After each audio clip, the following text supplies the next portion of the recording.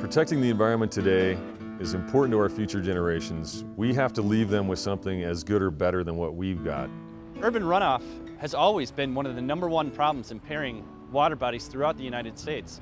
If you look at the data that's come out of the water quality inventory reports to Congress, it always shows that urban runoff and stormwater is one of the leading causes of impairment of water quality throughout the entire country.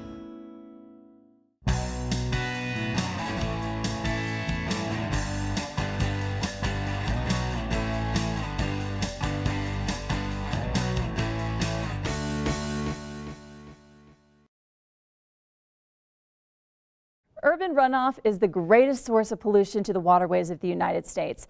City councils and county commissioners recognize that in order to maintain the quality of life in their jurisdictions, the reduction of water pollution must remain a high priority. Locally, we see the impacts of urban runoff water pollution in these ways: increased health risks to swimmers near storm sewer outfalls, high concentrations of toxic metals in lake and stream sediments, and toxicity to many types of aquatic life. The consequences of urban runoff water pollution are loss of recreational resources, dramatic cost increases for cleaning up contaminated sediments, and impaired function and vitality for our natural resources.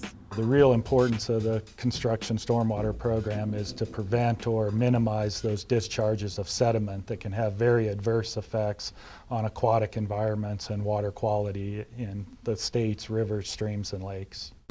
Under the National Pollutant Discharge Elimination System program, the Clean Water Act of 1987 established requirements for discharges from any municipal separate storm sewer system.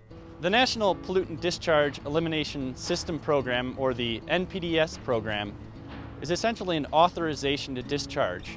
When you get an NPDES permit, you're getting authorization to discharge a pollutant into a river or a lake. Now that may seem like it's contradictory to our water quality goals, but basically EPA is responsible for ensuring that those permits are protective of water quality. We have water quality-based limits and technology-based limits that are put into these permits, which include best practices for stormwater. Under the NPDES permitting program, the city is required to identify and eliminate the sources of pollution that enter the storm sewer system and discharge into our waterways, also known as MS4. The MS4 is a very large system. It consists by definition of streets, curb and gutter, any piping system, any man-made conveyance, any ditch on the side of the road. The roads themselves actually are a part of our storm sewer system. Urban runoff is considered one of the largest sources of surface water pollution, not only in the state of Colorado, but in the country, because it is contributing such a large volume of water to our surface water bodies. Storm water pollution creates health risks for children, kills aquatic life, and causes neighborhood flooding. By controlling what enters neighborhood storm drains, we greatly reduce damage to personal property, public health, and the environment. Most cities have household hazardous waste, or HHW, collection programs. HHW collection eliminates any excuse for illegal dumping. Cities also use 911 or a non-emergency hotline number for citizens to report chemical spills and illegal dumping into the MS4. The current NPDES permit is the result of years of discussions between representatives of the city, the Environmental Protection Agency, and the Colorado Water Quality Control Division. The permit delineates your specific responsibilities for managing and executing storm water pollution reduction programs. Those responsibilities include effectively funding, staffing, managing, and implementing state-approved stormwater programs, reducing pollutants in the MS4 to the maximum extent possible, identifying and eliminating illicit connections and illicit discharges to the MS4, possessing the legal authority to enforce the conditions of the NPDES permit, reducing stormwater impacts associated with development and redevelopment, reducing stormwater quality impacts associated with municipal activities, complying with permit requirements, and enforcing municipal code. Sediment from construction sites is defined by code, the state, and the EPA as a pollutant we must keep from entering the MS4. Various cities conduct anywhere from hundreds to more than 1,000 inspections of construction sites annually to ensure sediment is staying on site and that the site is complying with the NPDES construction sites program. City staff provides verbal and written guidance to contractors and owners of sites that are out of compliance. Failure to comply with staff guidance and the site's own permit and stormwater management plan demonstrates a complete disregard for the city's liability under the CWA and must result in a summons to court for the contractor. To a contractor, time is money, and when we shut down a project, that does cost them money, and hopefully it does get the point through to them that we are serious about it.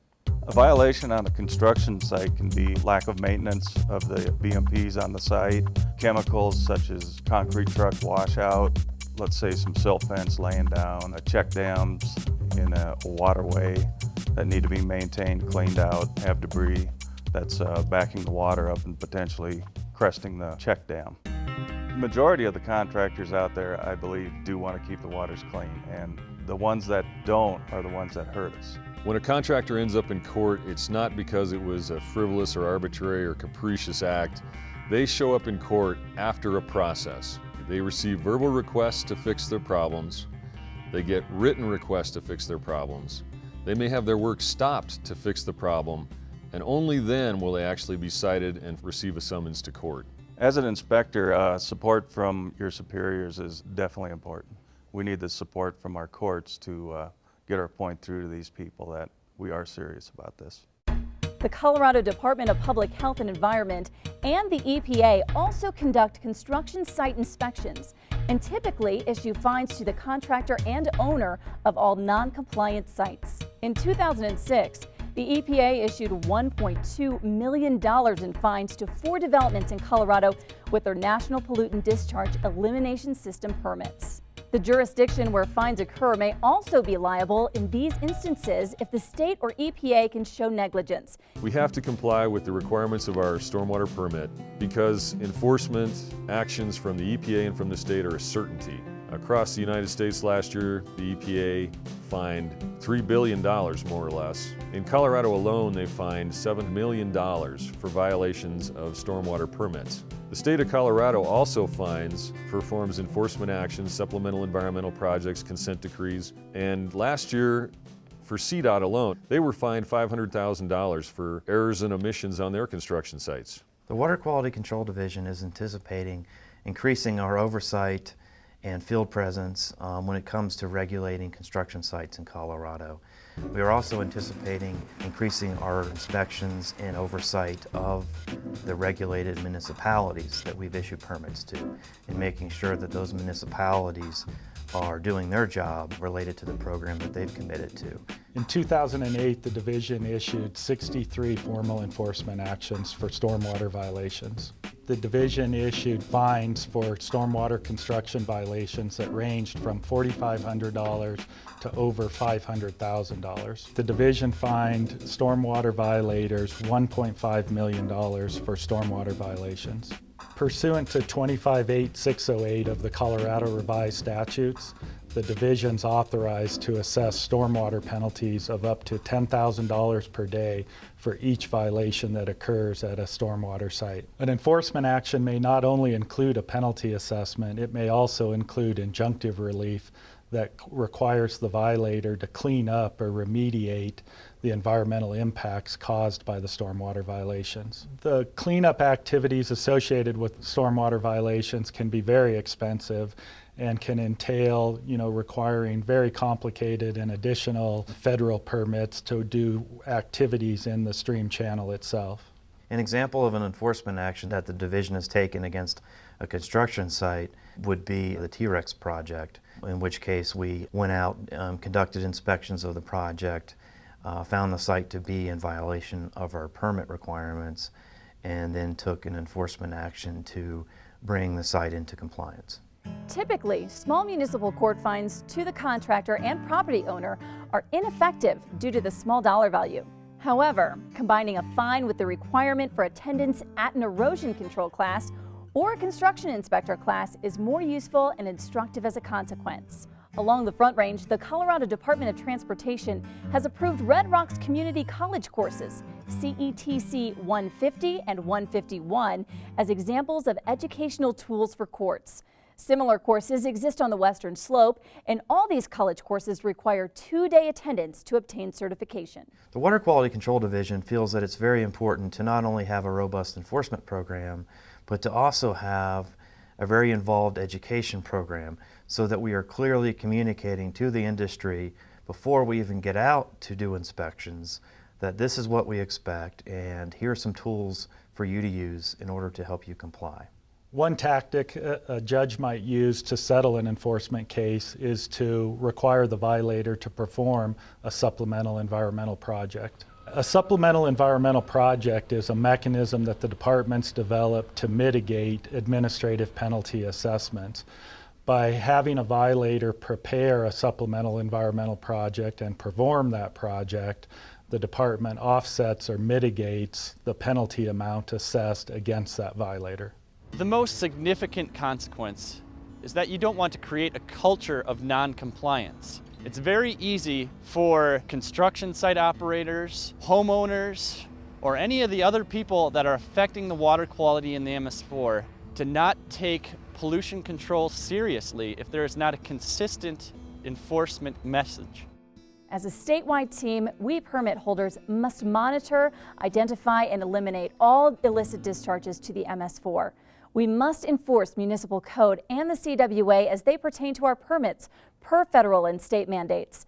If National Pollutant Discharge Elimination System permit holders fail to actively enforce the conditions of our permits, not only can state or federal agencies take actions against us, but third-party entities such as the Sierra Club or the National Resources Defense Council can and will file suit against our own jurisdictions. We honestly need the support of municipal court judges and folks in the field when they see problems with water quality, with permit noncompliance, to report it, and at the same time when it gets back to the municipal court judge, we need to make sure that those contractors aren't being given a slap on the wrist and let go when the trade-off is that the city can be fined millions of dollars for the same offense. These are our waters. This is where we swim, this is where we fish. Protection today will lead to use of those waters tomorrow. And an environmental responsibility, it's everybody's responsibility. It's important for a community to come together to protect the environment because we can't all do this alone, and we have to take a group approach to preventing this sort of activity and this sort of degradation of our waters. We have to all buy into it, we have to all participate, and we have to all care.